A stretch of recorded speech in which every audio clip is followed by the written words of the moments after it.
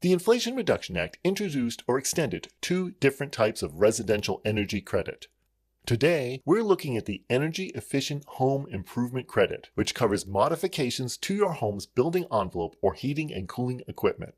A different credit covers solar, wind, or geothermal energy generation and storage, and is discussed in another video, which is linked in the card above or the video description.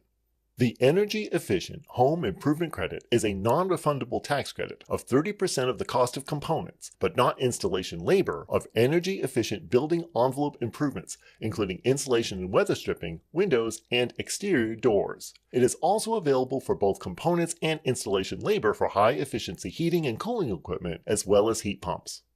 There is an overall annual credit limit of $1,200, but within that limit, there is a limit of $250 per door up to a maximum of 2 doors, $600 for windows, $600 for conventional high-efficiency heating and cooling equipment, $600 for necessary electrical work required to power any new equipment, and $150 for home energy audits.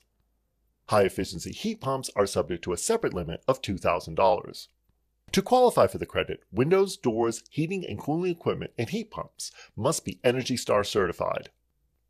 Building envelope improvements must meet International Energy Conservation Code standards. Go to www.energy.gov for more information on what products qualify. Links are given in the video description. The product vendor, installer, or energy auditor should give you certification that the products or service meet the standards for the credit. Unlike many tax credits, the Energy Efficient Home Improvement Credit can be claimed by all filing statuses, and there is no upper adjusted gross income limitation or phase-out. The credit may not be taken for qualifying items installed as part of a home's original construction. The Energy Efficient Home Improvement Credit is claimed on Form 5695 Part 2. To see how this form is filled out, let's look at this example. Zach and Lydia are married homeowners with an adjusted gross income of $110,000. Frustrated by rising fuel bills, Zach hired an energy auditor to examine his home and make recommendations. Based on those recommendations, Zach and Lydia decided to add additional insulation to their attic, replace an aging and leaky patio door, and replace their existing HVAC system with a high-efficiency heat pump system.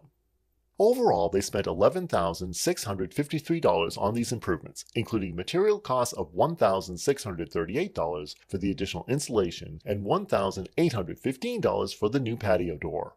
The heat pump cost a total of $7,761 installed, and the energy audit cost $439. The first 3 questions on line 17 must be answered yes to claim the credit. Zach and Lydia certified that the improvements were for their main home. All materials and equipment were new, and the components were reasonably expected to last at least 5 years. On line 17D, they entered the address of their home, and next they certified that the improvements were not related to the construction of the home. On line 18, they entered the cost of the installation and multiplied the cost by 0.3 to arrive at a tentative credit of $491. Since this amount does not exceed the $1,200 maximum credit allowed, $491 is entered on line 18B. The cost of the most expensive door they purchased is entered on line 19A.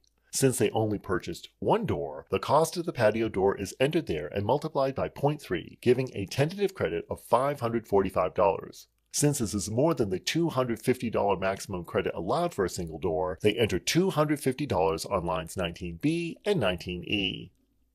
They did not purchase any windows, so they go straight to Section B, where again they answer questions 21A and 21B yes, and again enter their address on line 21C.